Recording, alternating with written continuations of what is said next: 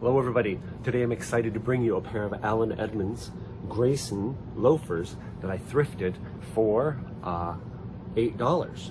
Today's project is going to be resoling them from home, attempt number 3. Alright, so let's go. Hello everybody, it's Robert Powers. 4.5 out of 5. My shoe collection. These are made of shell cordovan. Can you tell the difference? Now here they are finished up. I'm not a professional. Look how tight this is though. Very clearly here, I just cut the thread in half. Look at that, see? And here they are, all finished up. I owe you guys a little bit of an apology.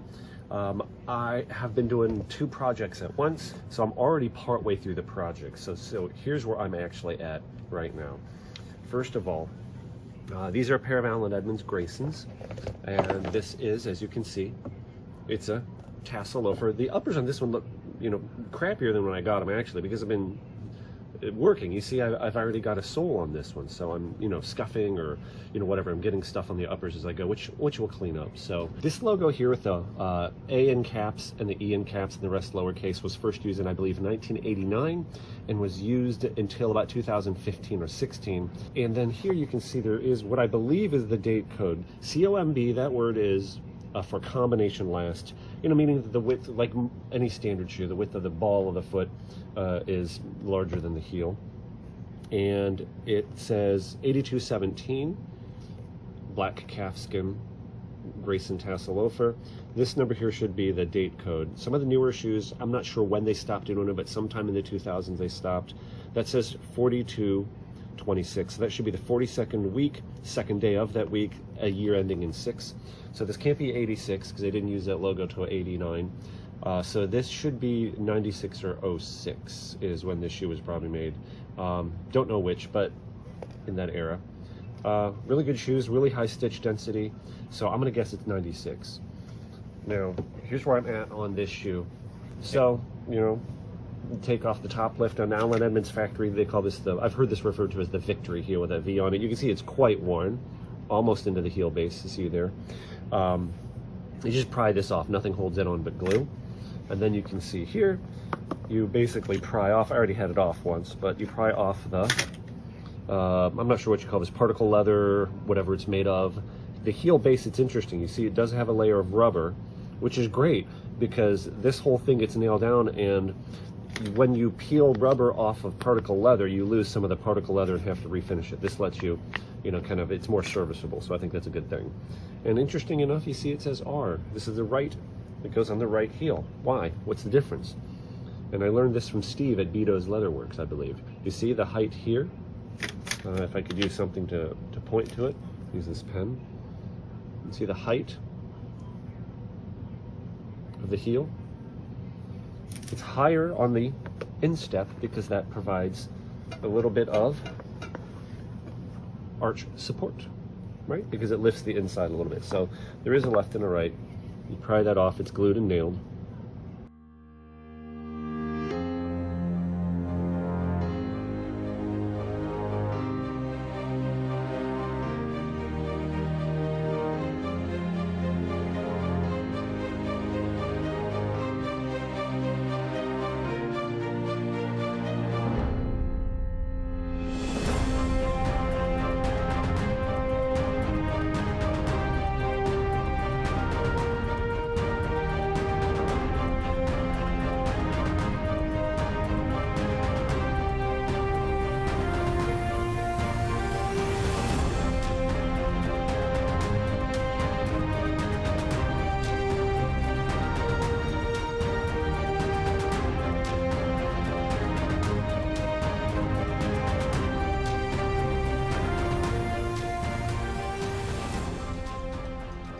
And I don't know if you can see the mess on the floor down there, right? My bare feet. I don't know if you can see the floor down there, but that's all the cork. This is everything that, that piece probably, I can tell you exactly where that piece went. That piece was like right there. So this is all the cork that I scraped out of there. It took a bit of work to get it that clean. If you haven't seen it already, I have another detailed video called Goodyear Welted Shown. I'll link it in the description. This here is the gemming. It's this white piece of fabric with a lip on it. This is the welt. This black part is the welt. You see the stitches? The welt is sewn. It's hard to see, but there are stitches that sews the welt onto this rib called the gemming, and it's glued to the insole, right? And this welt can be changed and replaced, as you'll see on my floor shine video coming up. So that's where it's at.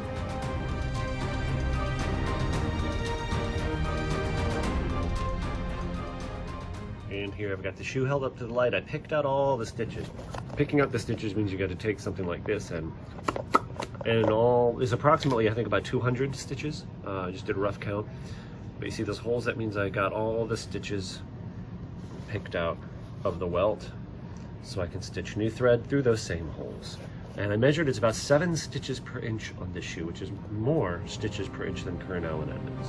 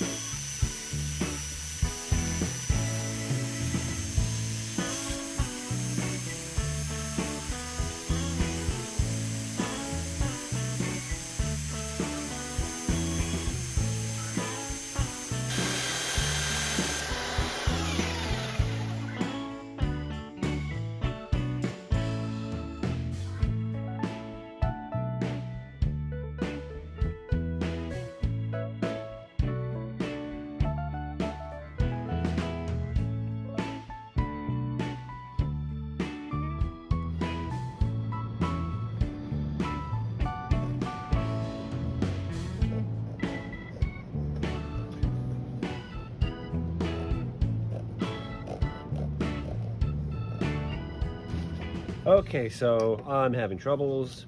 This bit, I think I messed it up. I need a new one. But as usual, when I'm generally doing this stuff, it's like 10 o'clock at night. I do have this other little grooving tool. Now that I've got an indentation made, I'm just gonna use this. I think it's working.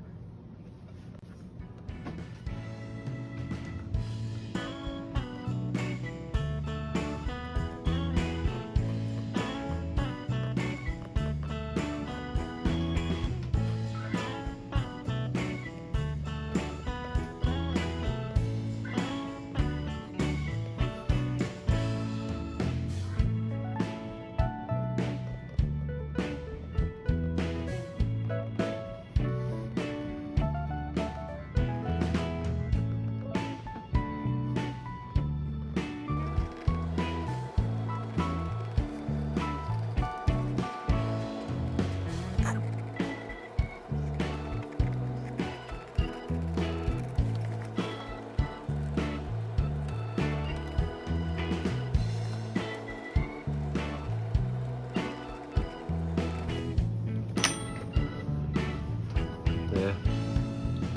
Okay. Not great. But I'm learning. Okay guys, here's where I am. I purposely didn't like start filming right from the beginning. I don't remember if I said this already.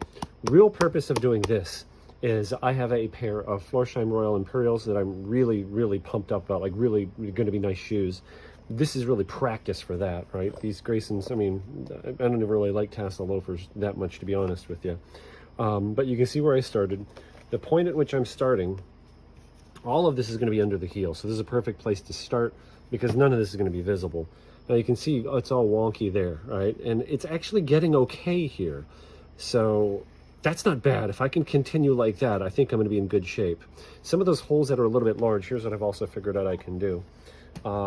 After I have those holes, you know, sewn through here, I can take the last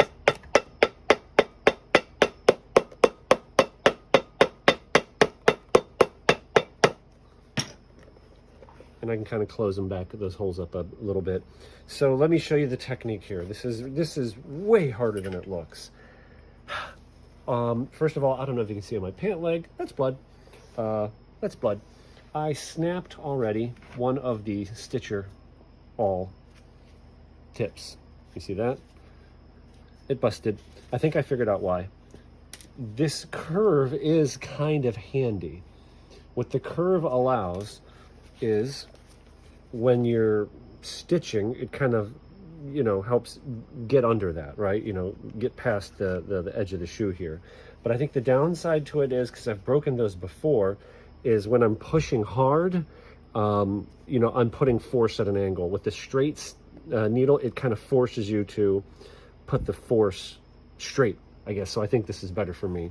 I'm wearing a glove because I already popped a hole in my finger and I got a band-aid on it. So this is to keep from getting a blister. I've seen professional cobblers use these. I just made this. This is actually not even leather. This is vinyl that I had from repairing a door panel on a car, from a car that I welded the floor, and I accidentally set the door panel on fire welding the floor. But anyway, so that's what this is. And so I'll show you. So you can see on the top side here, you see the next empty welt hole. So you have to have the bottom thread on the bottom, the top thread on the top. This is actually one string, by the way. Okay, this is one string. So when I say top thread and bottom thread, it's really the same thread. This is beeswax. I dip it in beeswax. Why? Because the pros do that, and it's supposed to help. Then I find the next hole. Now, I don't want to push the leather off of the welt too much or at all. So I have it down here, backed up. I have this at an angle. And I'm watching the thread, and I can see the threads tuck into the hole. That's when I know I've made progress into the hole, right? Now, hopefully I'm still on camera. Now, carefully, I know, oh, I can see it right there. I'm very carefully, I'm watching that tip of the thread pop, the awl pop out. This is the hard part, getting the stitches in line. Boom, there it is. And I know it looked like it was close to my hand, and yes it is, but it's close, but it's not gonna hit, because you know it's popping out in the groove. Take the bottom thread.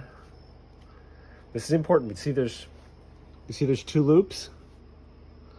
You got to go in the back loop. If I go in the front loop, it gets all kinds of messed up. Pull it through, wrap it around my finger 3 times, pull this out, wrap it around here a couple, 3 times, and pull. And 1 stitch is done. Right? That's the process. And you keep going and going and going and going and going.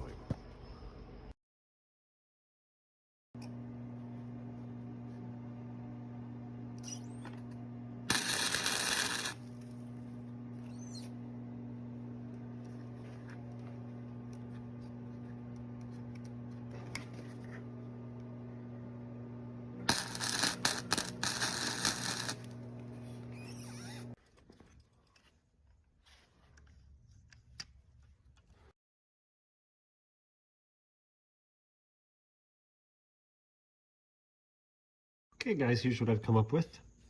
I took you can see there, Allen wrench pieces and welded them on. Yeah, it's sloppy, but it's a structural nut, you know. The angle's not bad, could be better. Do you see they kind of go over parallel? And I sharpened the bottom jaw, that one pretty well. Top one has some point on it. I think it's gonna work. We're gonna try it out. Okay, let's give this thing a try. A lot of factors, a lot of variables here.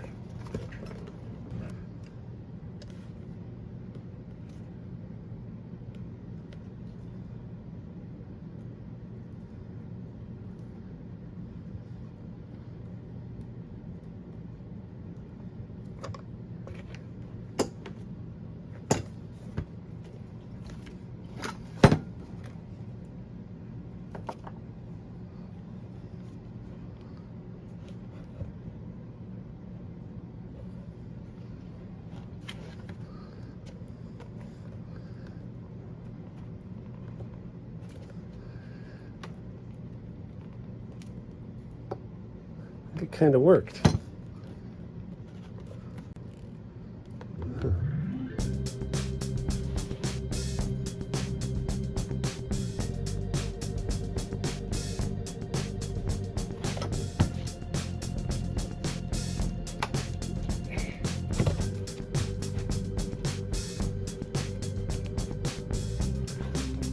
Yeah, I think it worked. Keep trying it here.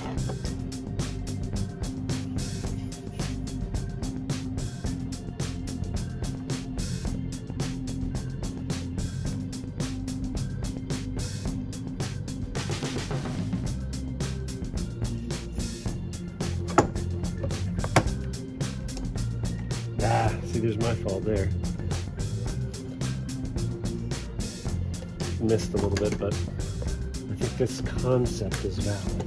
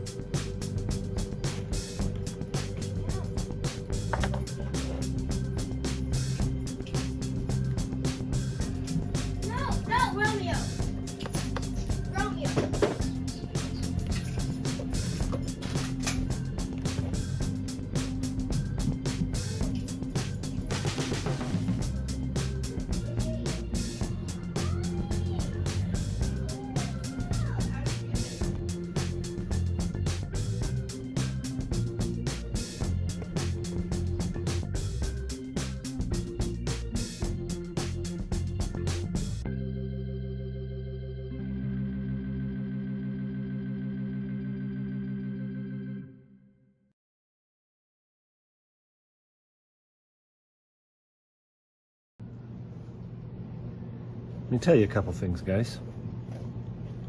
I know that one of these shoes, the outsole, is going to be rougher. The shape of the outsole is going to be rougher than the other.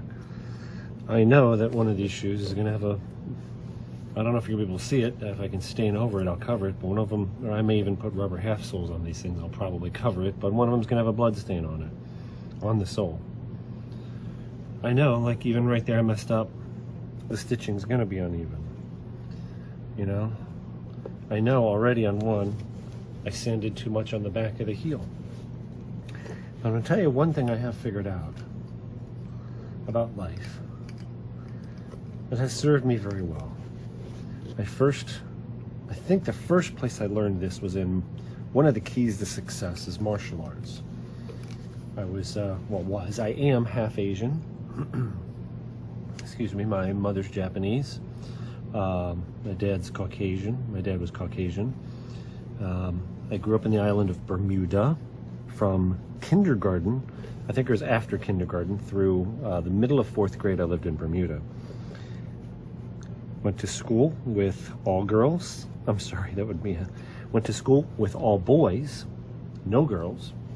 So when I came back to the Midwest here, in the middle of 4th grade, it was quite a cultural shock to have to go to school with girls. I hadn't done that since kindergarten, you know? So that awkwardness was part of what led me to get into martial arts. I came into martial arts knowing that I sucked at it. You know, skinny, scrawny, awkward, was not an athlete. So I expected to have to work really hard. That's where I first learned that repetition is the mother of mastery. Carried that into automobiles when I was working on cars and building Oldsmobiles. You know, I checked my piston ring gaps.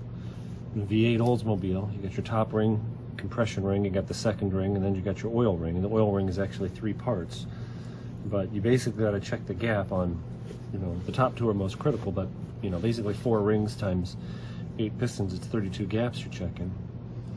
All your friends show up to help, you know, put the engine in the car and fire it up. But no one helps you gap 32 piston rings. Repetition.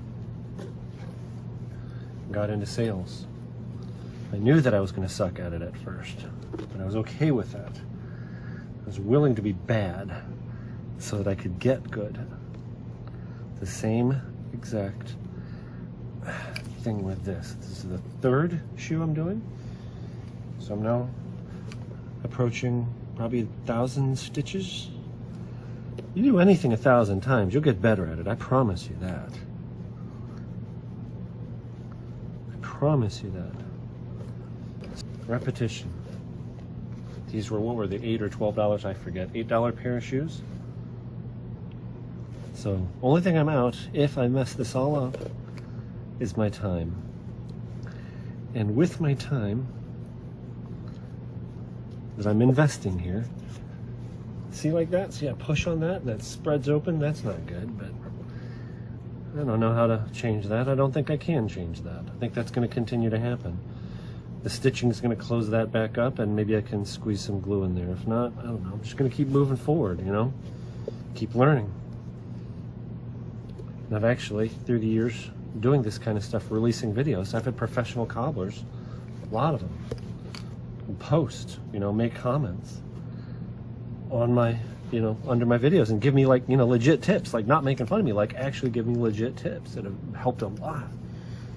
But sometimes it takes making big mistakes to flush the little bit of coaching out, you know? So I hope that kind of makes sense. Whatever you want to get good at, you know? You need to put 10,000 hours in. I forget what book that was. Was it The Talent Code? Might have been my Malcolm Gladwell book, but it talked about 10,000 hours. Didn't matter if it was, you know, Olympic gymnastics, you know, it didn't matter what it was, flying an airplane, pretty much anything. This book basically came up to, the conclusion was, you want to master anything, you have to put in 10,000 hours.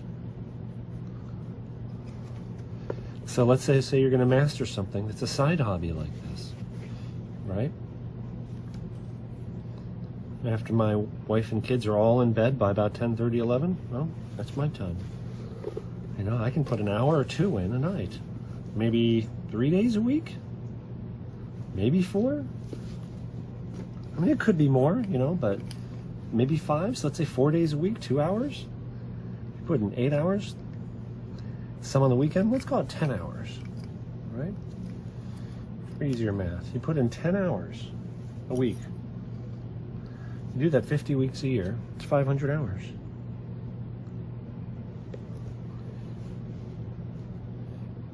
A year, part-time.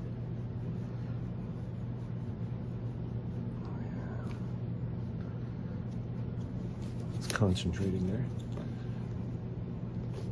So if I did that for 10 years, it's 5,000. I'm doing something full-time.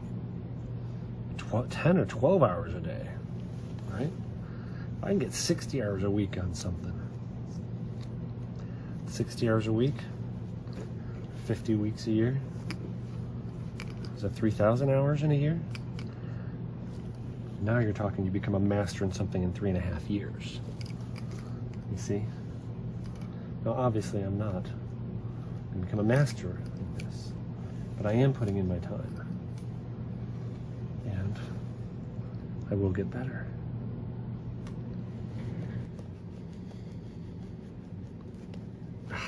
See right there? That's bad. Way missed the hole. And the reason is because this is on the undercut here, under the instep, and I'm having trouble getting the needle vertical. So that's the whole reason I missed. But I can draw it out, I can close that hole back up because it's leather. So I'm gonna just try again. And the downside there is I obviously made a hole I didn't want. But I'm gonna try to do this without breaking the needle. Ugh, son of a mother. See, now I have a hole there, it wants to just jump right through.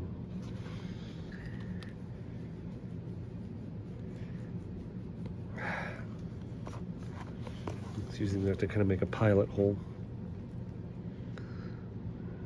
This is really way under.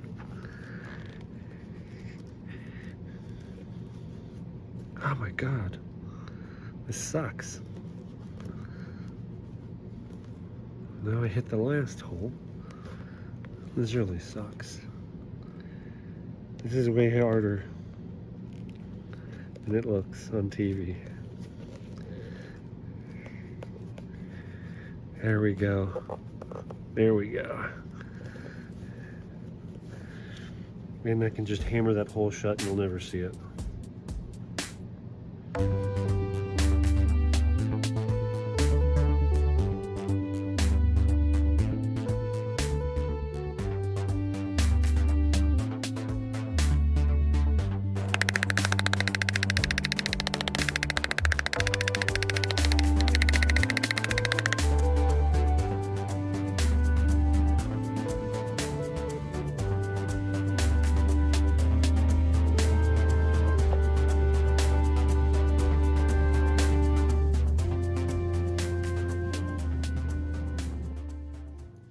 So here I've got the heel block glued up, and I scored a line here, and I've got that glued up as well.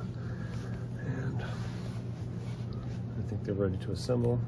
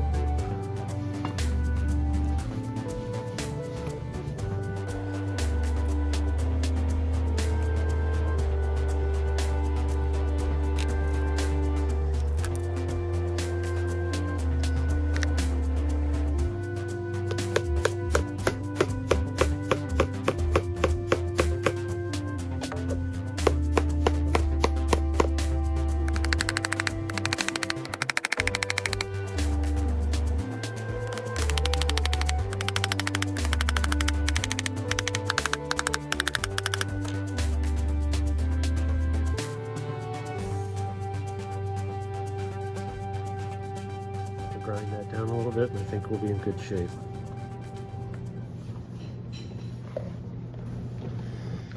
So I've got some heel top lifts. I purchased these top lifts from Panhandle Leather. I'll put a link to their website in the description below here. And they're very inexpensive, and you know, as I've said in other videos, sometimes it's very difficult to find these kinds of things in small quantities.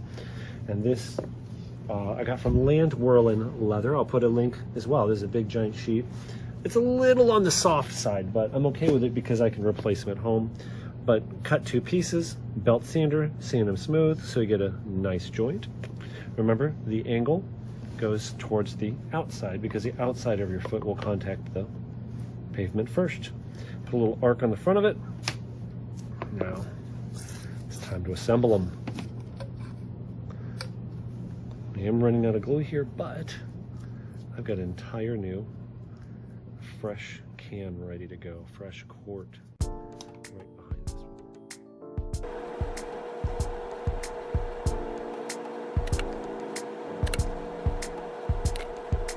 one. Son of a mother, you gotta be kidding me. Of course it lands glue side down. Dadgum. Frickin' schmickin'.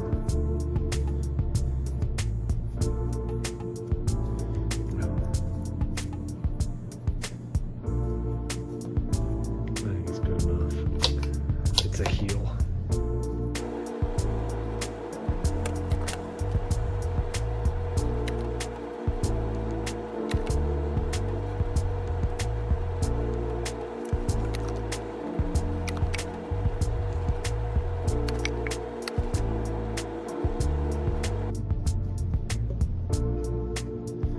Let that set up.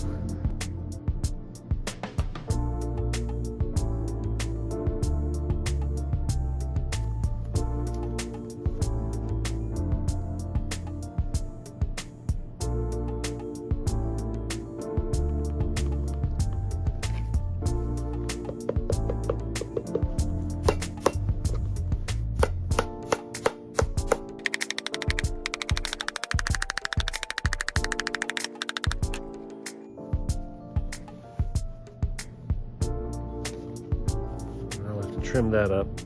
I should have lined that up better.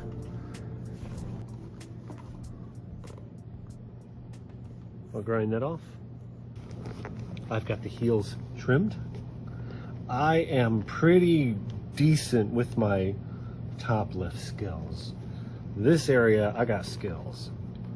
So now let me take that little deburring tool that I think I showed you earlier in the video.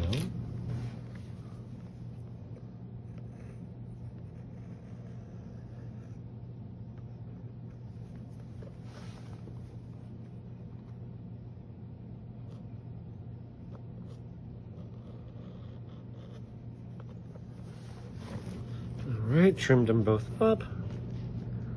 I'm pretty happy with that for a pair of daily walking shoes.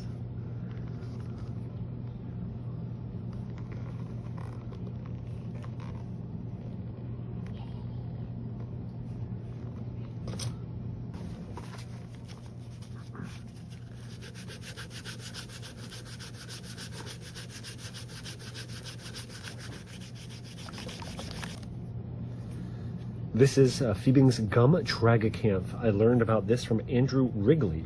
Andrew Wrigley turned me on to using this for finishing edges. Is it okay to use a piece of leather to apply it? I think it is.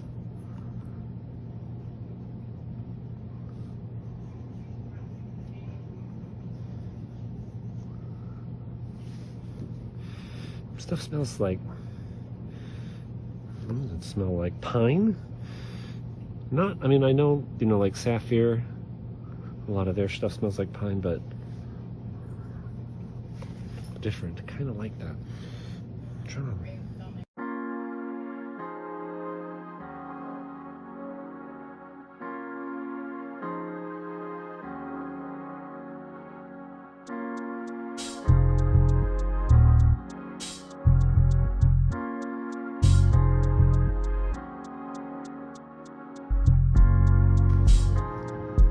Burnishing tool.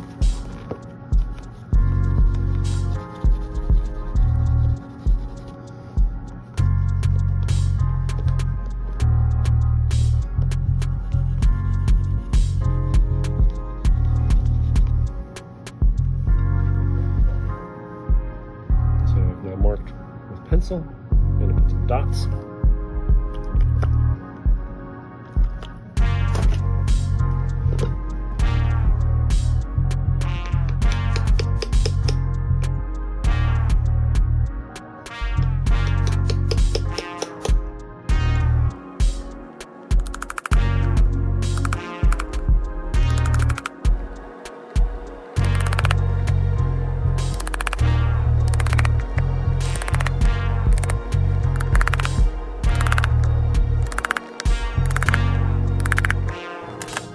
Excited to show you here today because I found actual brass. These are called gestation pins, but they are actual, according to the label, solid brass. Versus, like, this is what you'd usually get brass plated, but I believe these are actual solid brass. I just dropped one in the carpet. Great, that's going in my foot sometime later. Nope, found it.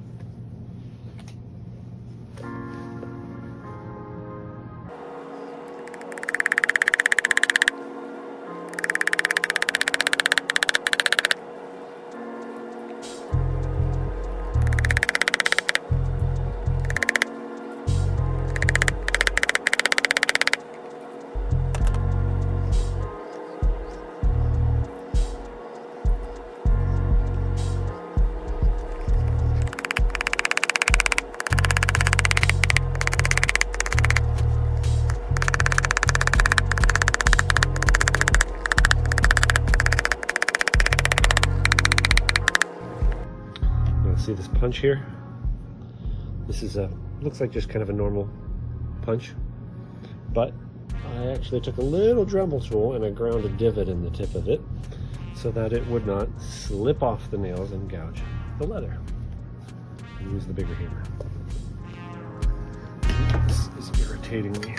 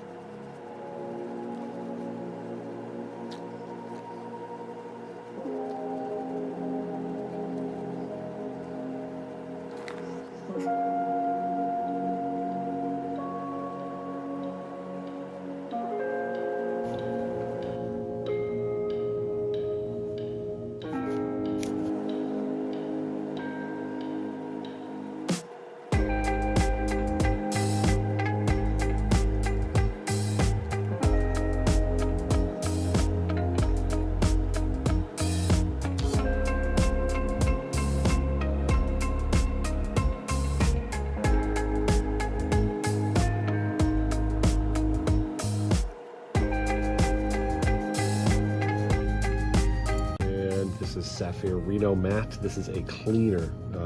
It's very smelly. It's got a harsh solvent smell, but it will take off wax without removing.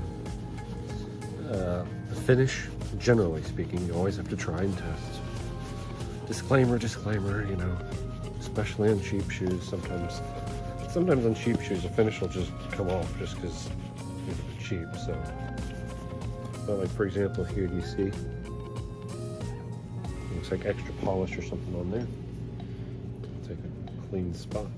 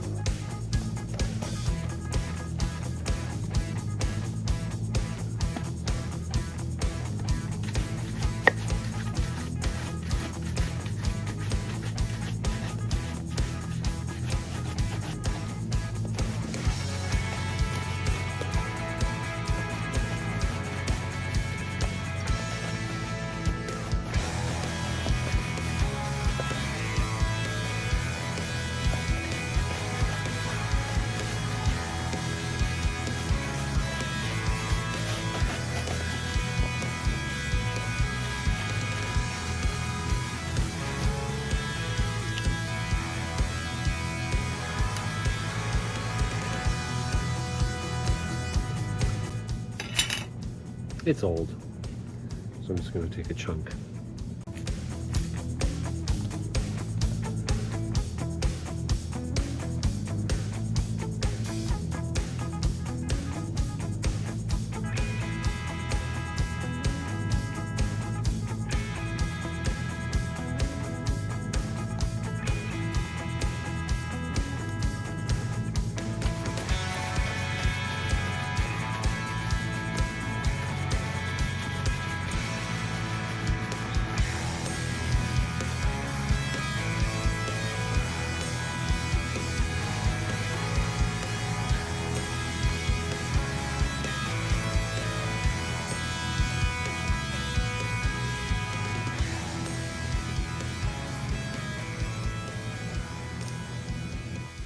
Okay, here they are, all finished up.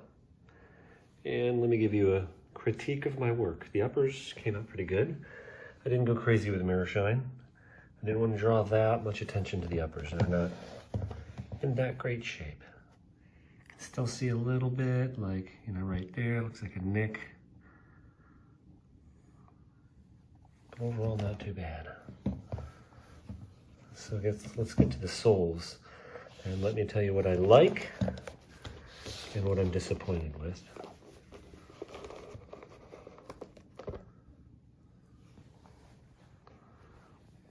So as far as the soles go, my stitching, I'm happy with.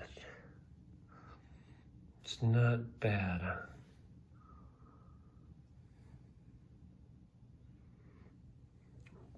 Now, here's what I'm unhappy about. Like, not sure what that is. Is that residual glue? But something looks like there. Maybe that's in the leather. I'm not sure. Something prevented some of the stain from taking. Which one was it? One of the heel right there. That separated a little bit. I don't know if the leather shrunk after I put it on there, or I just didn't get that edge well.